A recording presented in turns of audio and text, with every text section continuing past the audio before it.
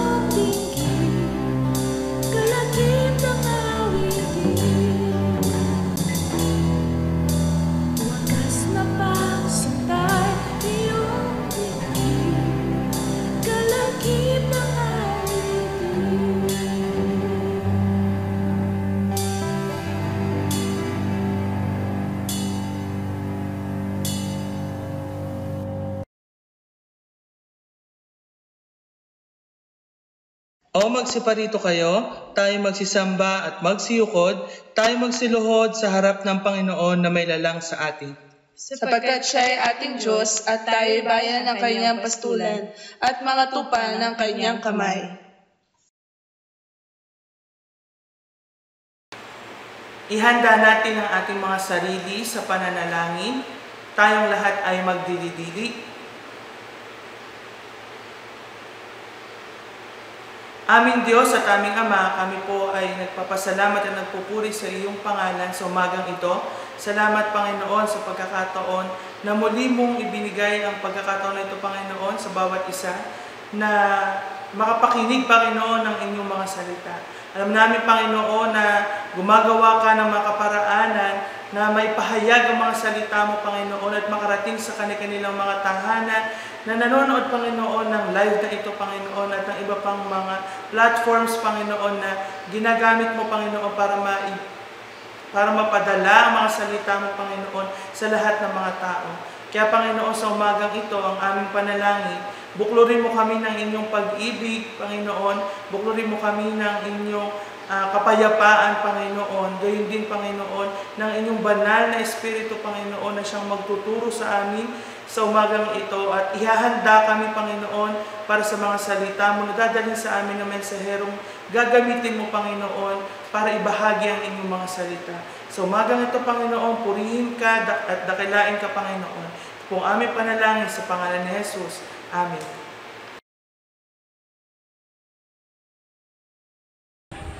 Faithful love flowing down from the torn-covered ground makes me whole, saves my soul, washes whiter than snow. Faithful love comes each fear, reaches down, dries each tear, holds my hand when I can stand on my own.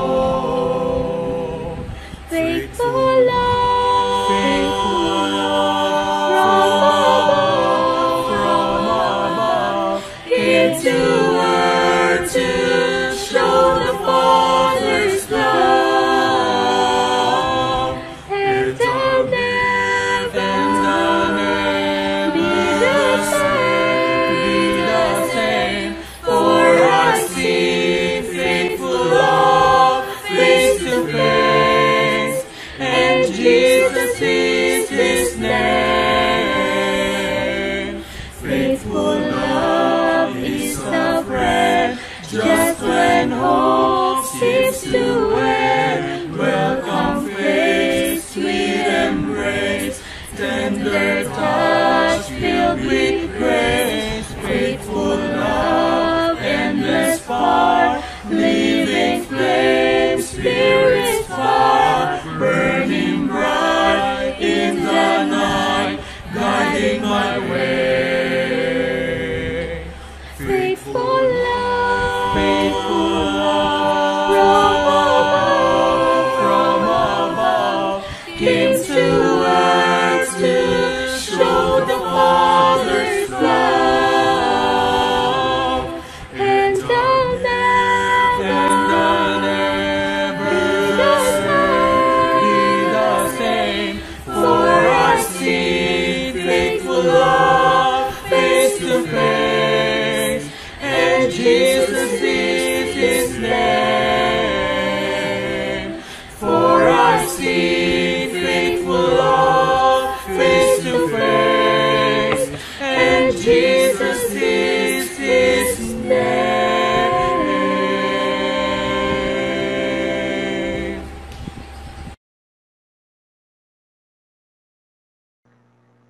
Samahan po ninyo ako sa pagbasa ng mga salita ng Diyos na atin po masusumpungan sa aklat ni Propeta Isaias. Ang kabanata po ay 41 at ang talata po ay 10. Isaias, kabanatang 41, ang talata po ay 10. At ganito po ang ating mababasa. Ako'y sa iyo, huwag kang matakot. Ako ang iyong Diyos, hindi ka dapat mangamba. Palalakasin kita at tutulungan, iingatan at ililigtas. Purihin ang Panginoon sa pagkabasa ng kaniyang banal na salita. Isang maganda at mapagpalat, ligtas na linggo ng umaga sa ating lahat, saan man po kayo naroroon ngayon, at alam ko na ang pag-iingat ng Diyos ay sumasa ating lahat at ang kaniyang biyaya ay laging sapat sa pangangailangan ng bawat isa at sa mga pinasasagana sa kabila na ang ating panahon ay mahirap at walang anumang nararamdamang karamdaman sa bahagi ng inyong mga katawan, ay mas lalong higit na dapat ninyong purihin at pasalamatan ang ating Panginoon, sapagkat nalalaman ninyo na ang mga tao, lalo na ang mga wala sa Panginoon, ay dumaranas ng iba't ibang mga, sabihin nating, kapighatian na talagang bigla-bigla, mga kapatid. Kausap mo lang noong isang araw, kasama mo lang noong nakaraang linggo, at kabiruan mo lamang ng mga nagdaang araw. Subalit, gugulatin tayo ng mga balitang pumanaw, nasa malubhang kalagayan, at kung minsan hindi natin lubos maisip na bakit ang ating mga kaibigan, kamag-anak, mahal sa buhay ay dumanas ng ganyang mga karanasan. Kaya naman mga kapatid, tayo po ay magpasalamat talaga sa Panginoon kung tayo ay malakas, kahit hindi na ho kayo masyado nakakakain ng mga gusto ninyong kinakain sa labas, at nagagawa ang mga namimiss na ninyong gawin, ay marami kayong dahilan para pasalamatan at purihin ang Panginoon. Sa ngalan ng ating Presidente Pastor Cirilo Juan, na ngayon ay nakalabas na sa pagamutan matapos ang halos 2 linggong pananatili at pakikipaglaban sa karamdaman, ay purihin natin ang Panginoon sa buhay ng Pastor Juan, sapagkat tunay na ang kanyang biyaya, ang kanyang habag, ang kanyang paglingap ay kanyang iginawad sa ating Pastor Cirilo Juan. At ang Pastor Cirilo Juan ay kasalukuyang nagpapahinga upang mabilis na makapanumbalik ang kanyang lakas sa isang magandang tuluyan na alam kong nanonood din ngayon, at kung hindi ay pakisabi manood upang kanyang marinig ang aking sasabihin na, Pastor Juan, ikaw ay mahal ng Panginoon at ikaw ay talagang kanyang iniligtas sa isang kalagayan na aming nasaksihan kung paano pang hirap na hirap, subalit walang imposible sa Diyos. Hindi ko malilimutan at nais kong ibahagi, hindi upang itaas ang aking sarili o anuman or sa anuman, kundi upang ipahayag ang kabutihan ng Diyos at kanyang kapangyarihan na aking sasabihin sa inyo mga kapatid. Walang ibang pinagmulan kundi ang kanyang mga salita at ang mga awit, opo, mga awit ng papuri, kung saan habang ang Pastor Juan ay isinusugod namin sa ospital sama ang kapatid na Ricky at ka Roger, samantalang ako ay nasa loob ng ambulansya bago pa kami magkasama ni Care, ay inilagay ng Diyos sa aking puso ang mga awit na kahit hindi maganda ang aking boses, subalit ng mga oras na iyon, panalangin at awit ng pagtitiwala at pagpupuri sa Diyos habang ang ambulansya ay umiikot-ikot sa kung saan-saan hanggang sa kami ay dalhin sa Lung Center of the Philippines. Natatandaan ko, Pastor, kung iyong maaalala at alam kong ikaw ay gising na gising ng mga oras na iyon, na isa sa ating inaawit ay ang awit ng alam kong may magagawa ang Diyos. Alam niyo, nakanta ko na yata lahat ng alam kong kanta sa inaryo na aking natutunan mula pa nung ako ay bata hanggang maging kabataan sa Iglesia ng Bayanan. Pero nang ako ay nauubusan na, tinignan ko kung ang Pastor Juan ay conscious pa. Sabi ko sa kanya, Pastor, ano pang kakantahin natin? Akalain nyo ang Pastor Juan sumagot. At ang sabi sa akin, alam kong may magagawa ang Diyos. Kaya naman kanta uli ang inyong lingkod ng alam kong may magagawa ang Diyos, paulit-ulit, paulit-ulit, nagsusumamo hanggang sa tunay, mga kapatid. Ang mensahe ng awit sa buhay ng Pastor Juan ay isang patotoo na ang Diyos ay talagang may magagawa.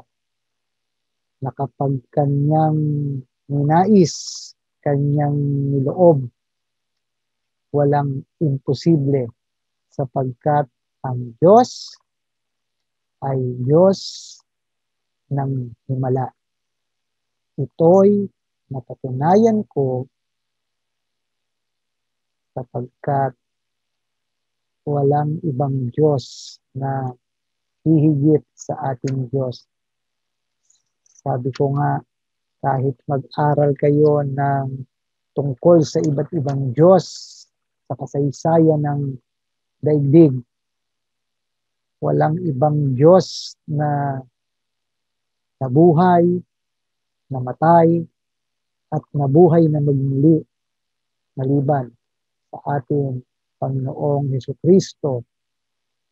Kung kaya't isa sa mga paulit-ulit ko ring inaawit ng mga sandaling iyon ay ang awit na nagpapahayag na ako ay may Diyos na tangi.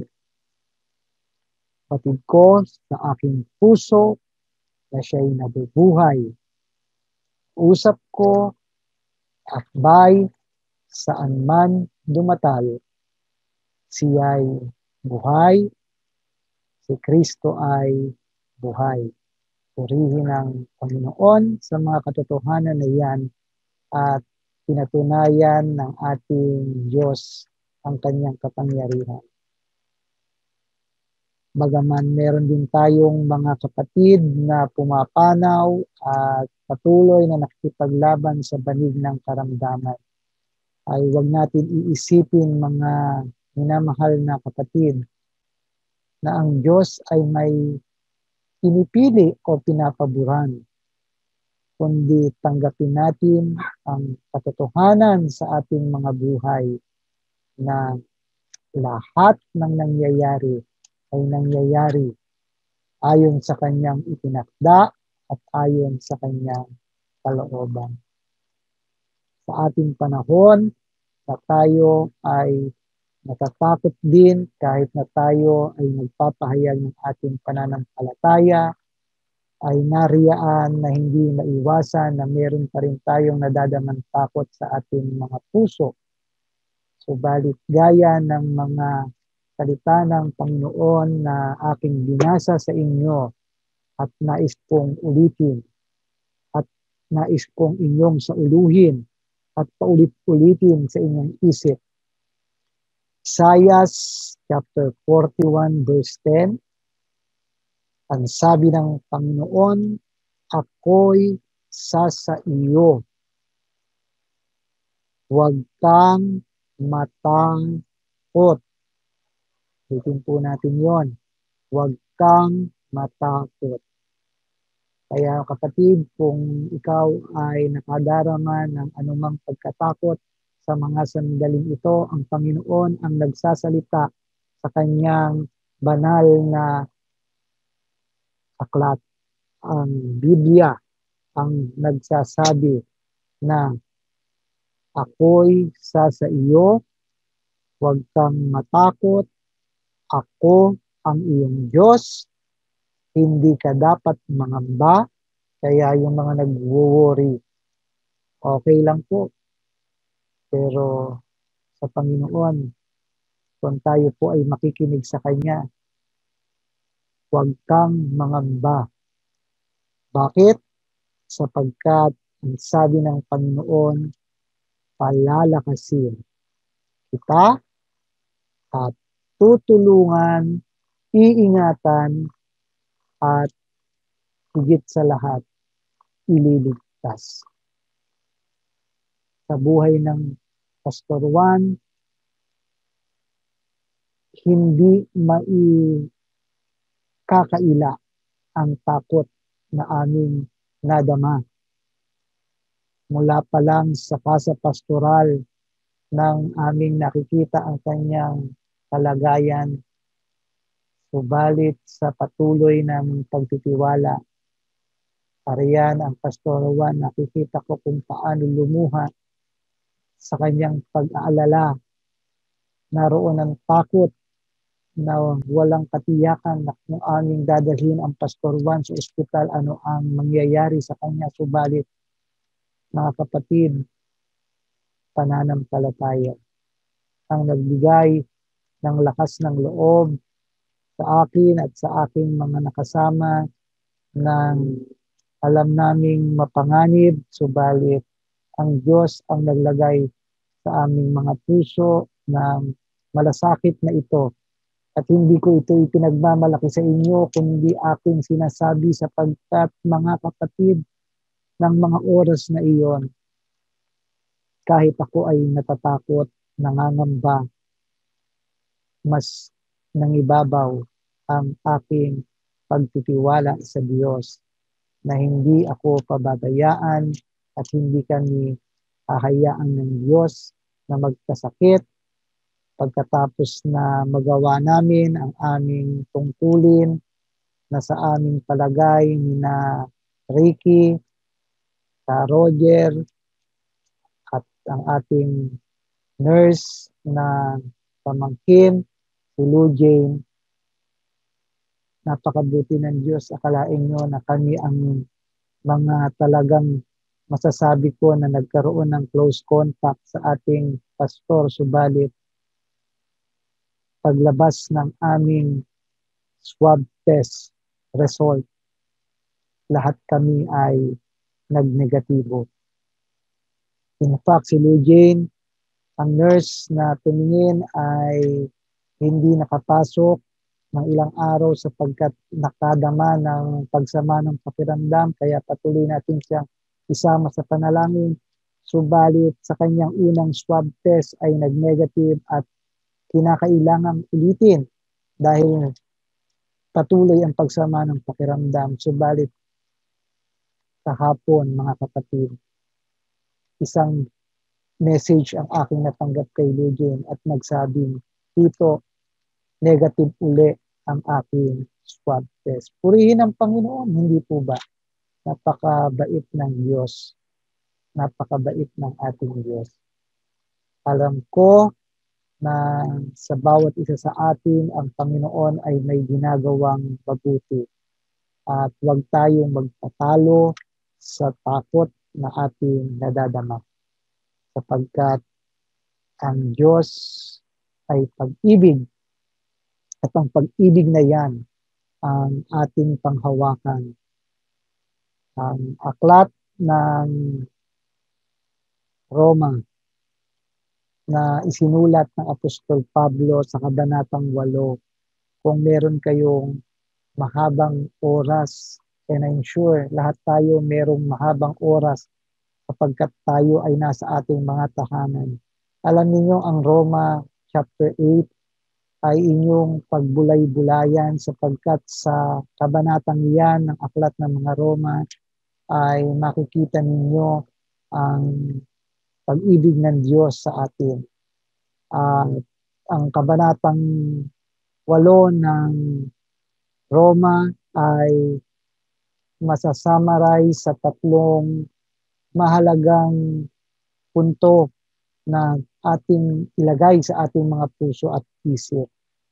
Sa aklat ng Roma, Kabanata 8, ay nariyaan ang 3 mahalagang bagay na kapag binasa ninyo ay inyong mauunawa.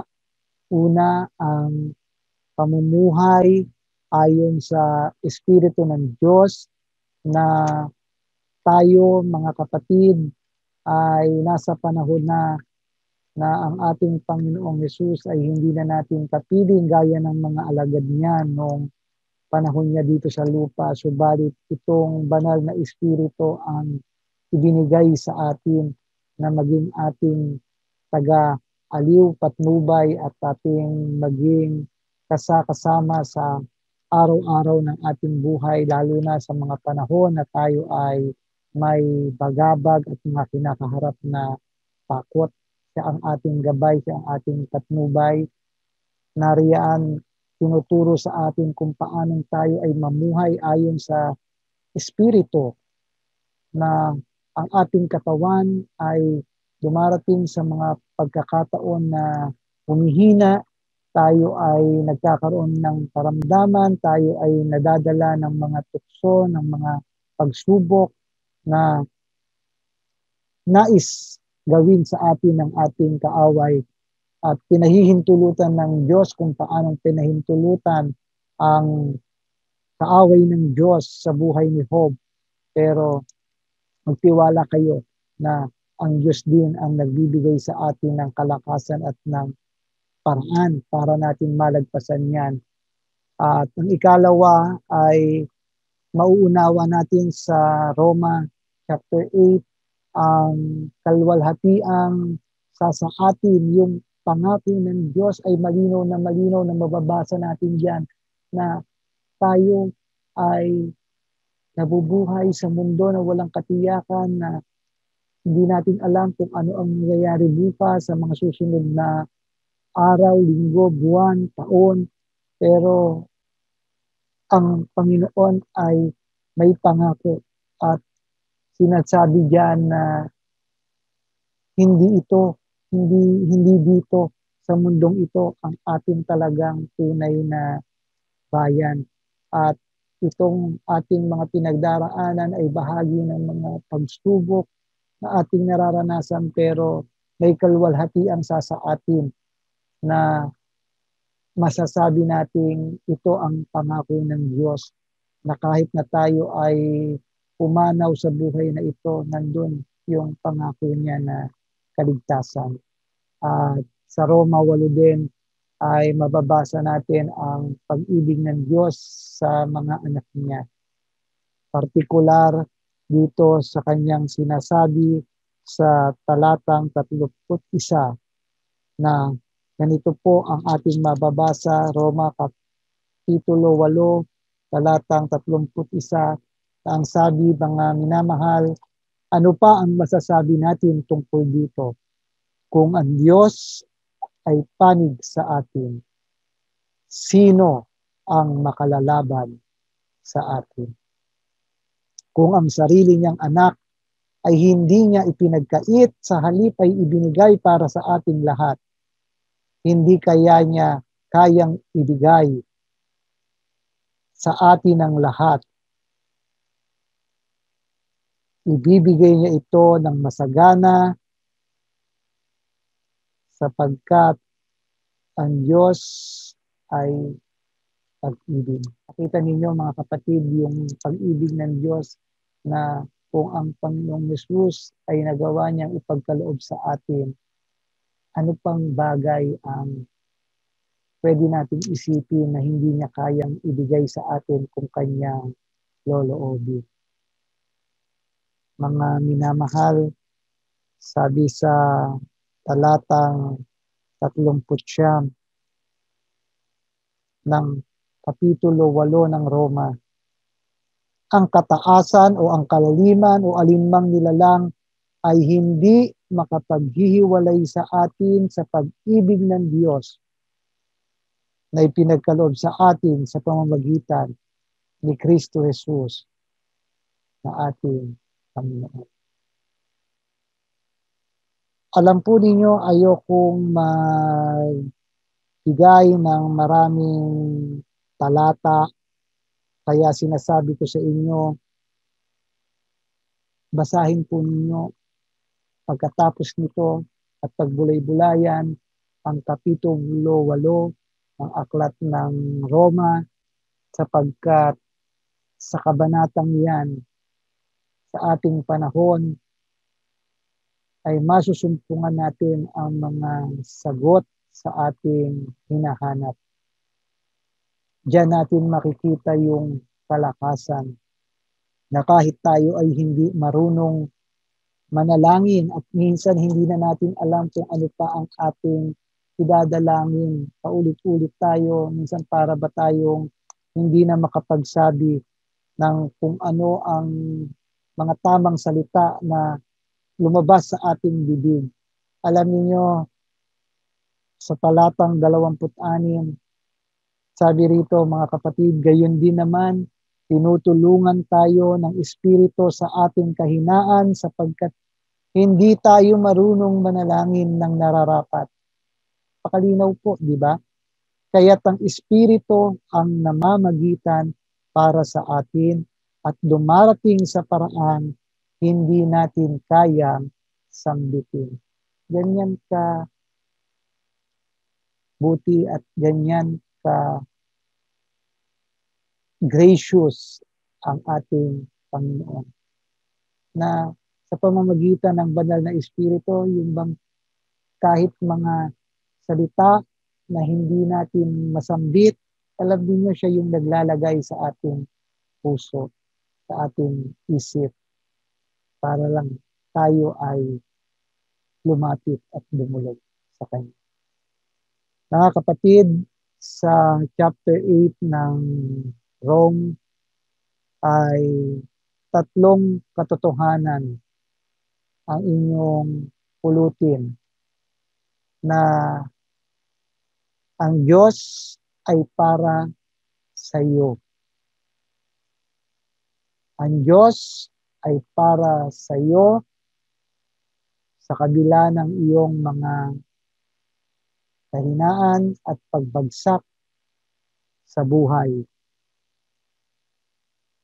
Ang krus, ang patunay na ang Diyos ay sumasa atin at ang pagpapatawad ng Diyos ang patunay, mga kapatid, na tayo naman ay mahal na Diyos. God is for you. God is for you despite of your failure. The cross is proof that God is for us. And lastly, forgiveness is proof that God is for us. Mga kapatid, ano ang bagay na inyong kinatatakutan sa mga oras na ito? Ano ang mga bagay na nagpapalito, nagpapagabag sa inyong kalooban? Alam po ninyo, hindi ako nagsasalita sa inyo na para bang walang nararamdaman na kahit na anong worry sa aking buhay. Pero alam niyo mga kapatid, natutunan ko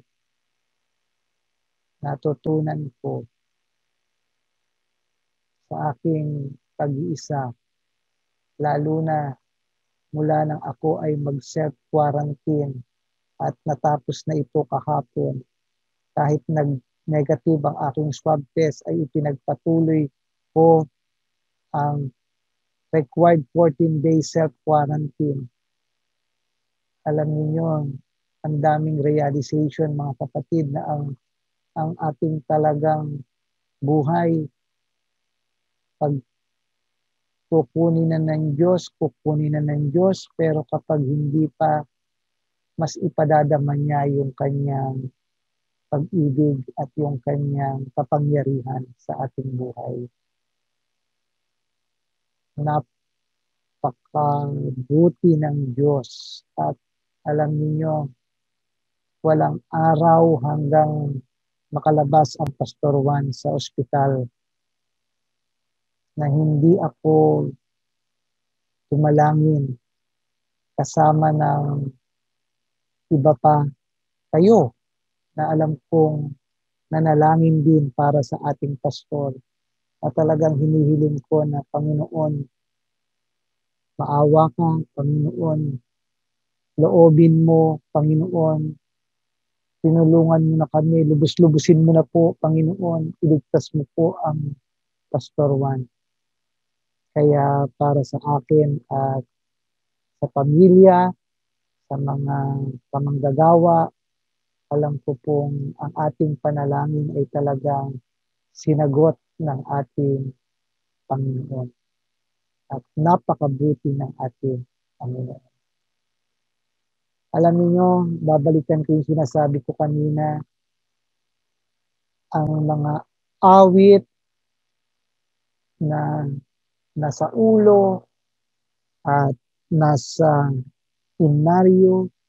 Alam niyo, palibasa ako ay wala akong ibang relihiyon na nakagisnan maliban sa kapilya dito sa bayanan. Hindi ko naranasan na maging kaanib ng anumang sekta. Kaya ako ay bata pa lamang maawit na ng mga awit na naririto sa himnaryo ng Emily. At palibasa siguro dahil ako ay isang guro at nagturo ng Pilipino, kahit na ang mga titik, ang mga salita na naririto ay malalalim, ay aking na-appreciate at talagang, alam niyo, ito ang aking kalakasan sapagkat ang mga awit na naisulat dito, ang lahat naman ng yon ay may mga pinagkunang batayan sa banal na salita ng Panginoon. Kaya itong dalawang ito ang aking naging gabay, ang aking naging kalakasan. Ano po, kahit na merong internet, merong Facebook, merong Google, Walang araw na ako ay umaawit kahit isa, dalawa mula dito. At ito ang aking kalakasan. Ito.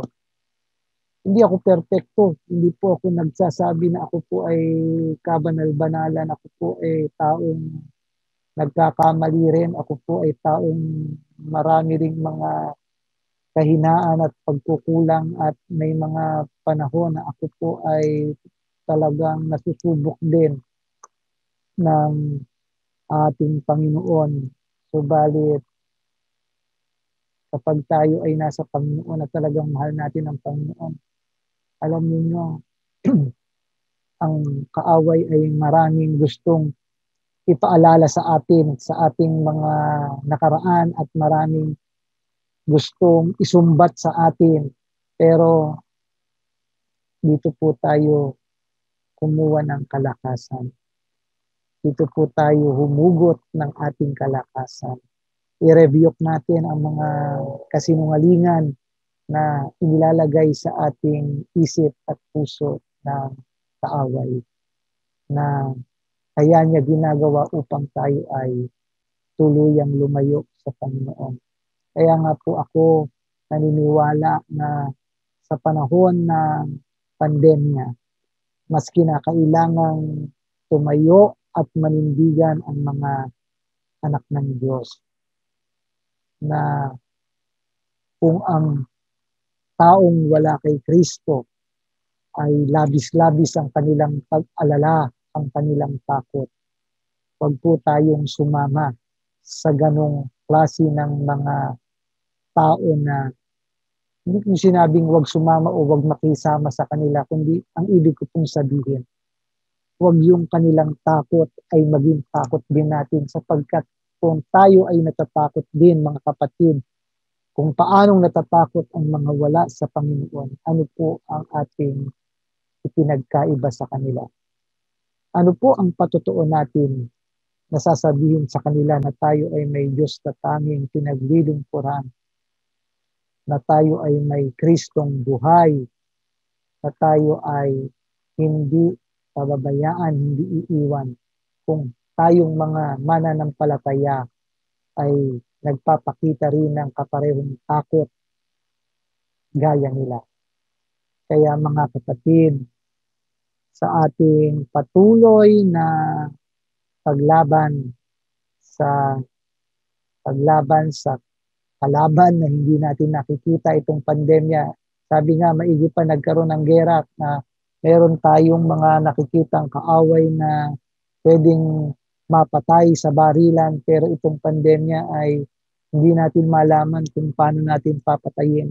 Pero huwag na natin problemahin mga kapatid yung ating gagawin kung paano natin papatayin sapagkat bahala ang Diyos na kung niloob niya na maranasan natin yan sa ating panahon ay siya rin ang gagawa ng paraan para malagpasan natin yan.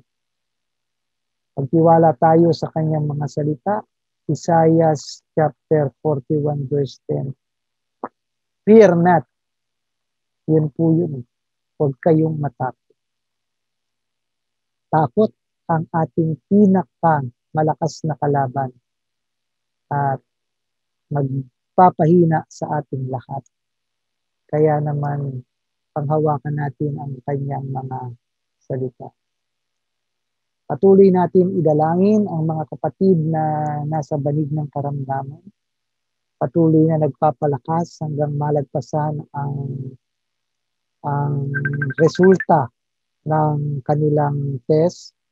Ito man ay positive o negative, ay mga kapatid, huwag tayong magpadala sa takot sa ito.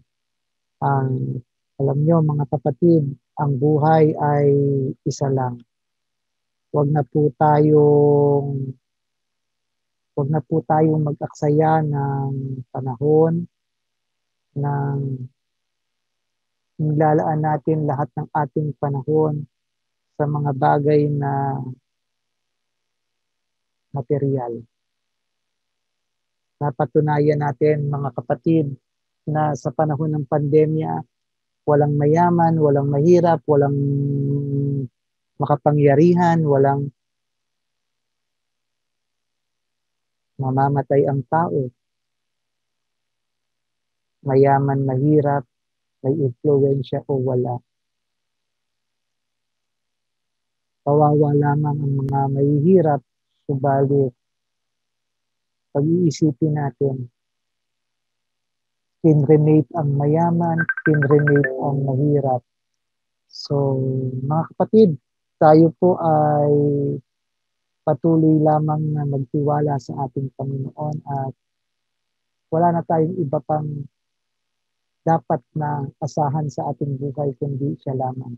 Gawin natin ang tama, ang pag-iingat na sinasabing makatutulong para maiwasan natin ang paglaganap ng virus.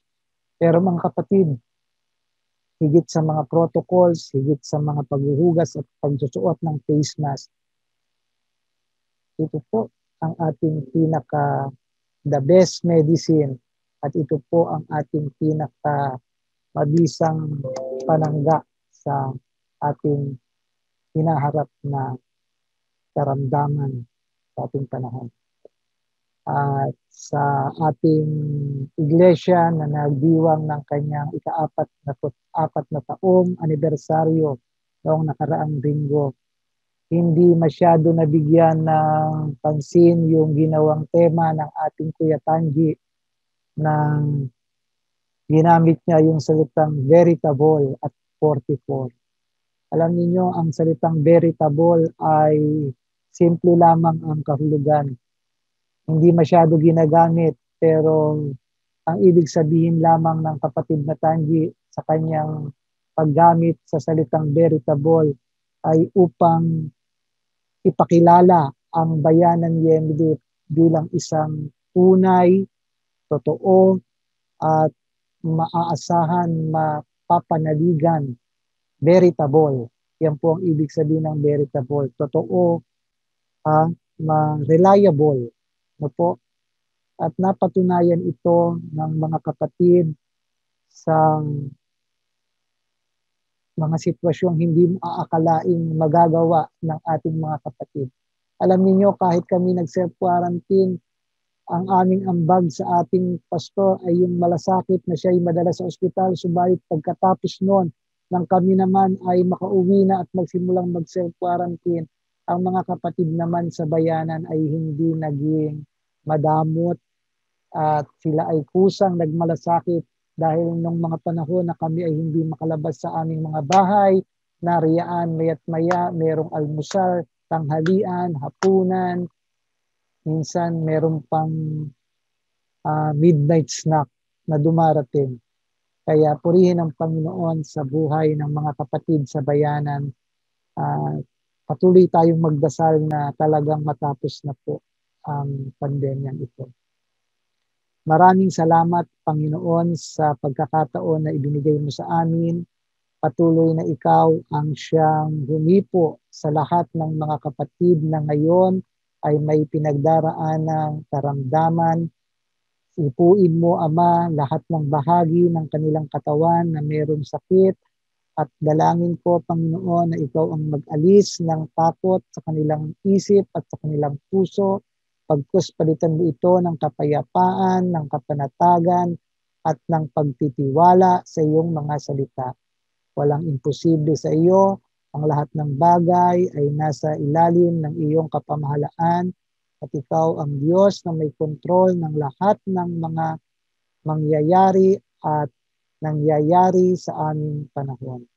Iligtas mo kami, Panginoon, sa pandemya na pumapatay sa aming mga kababayan.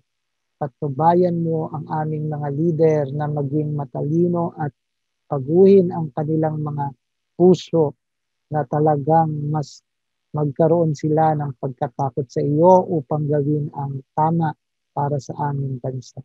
Ang lahat ng ito ay aming itinataas sa iyo sa tanging pangalan ng aming Panginoong Yesus. Amen. Purihin ang Panginoon. Ang lahat ay magsabi ng Amen.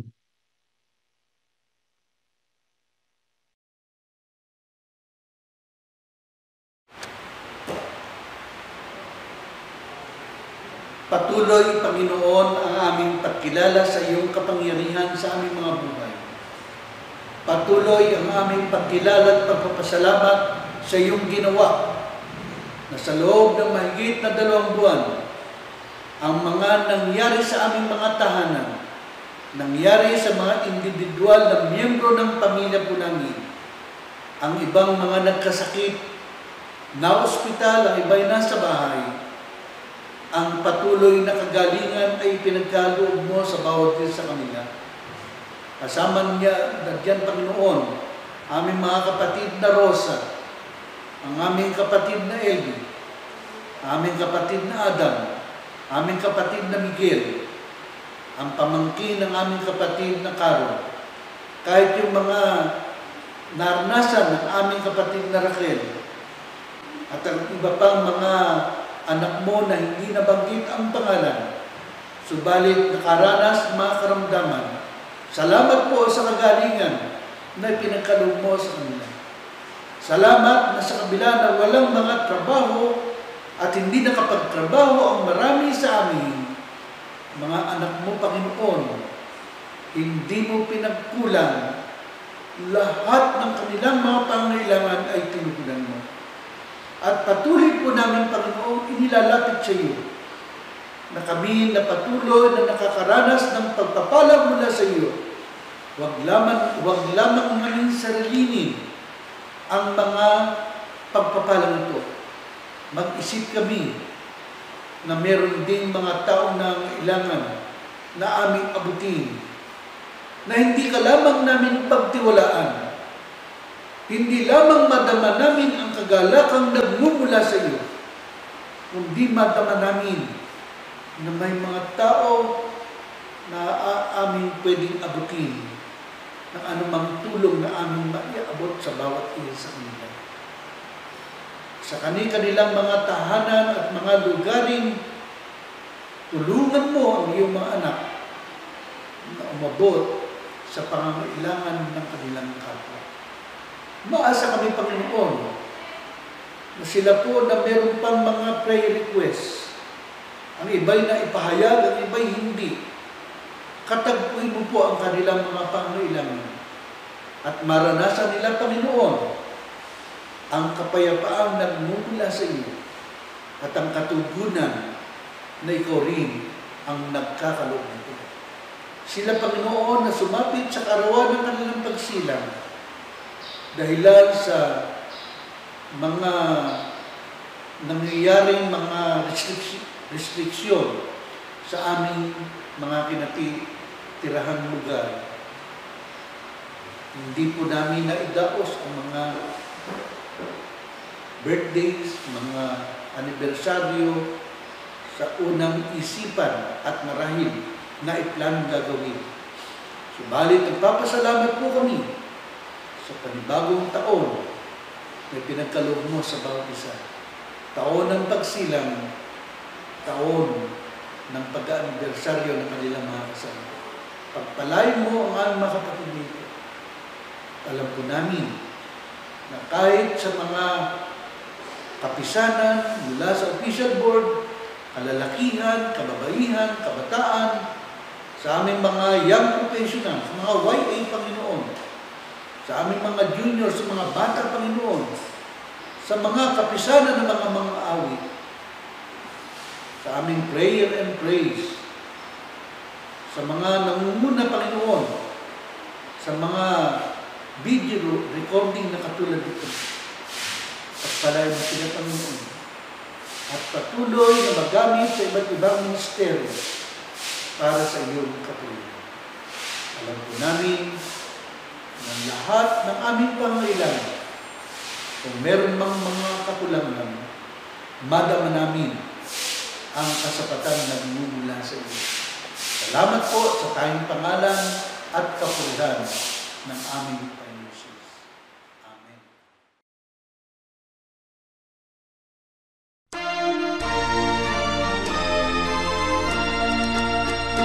Walhati papurihan ang Ama at Anak na mahal at ang Espiritu iyong banal na tanang mga nilalang.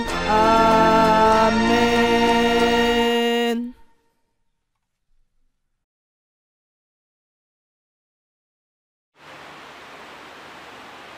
Sa aking mga kamanggagawa, mga magulang, mga kapatid,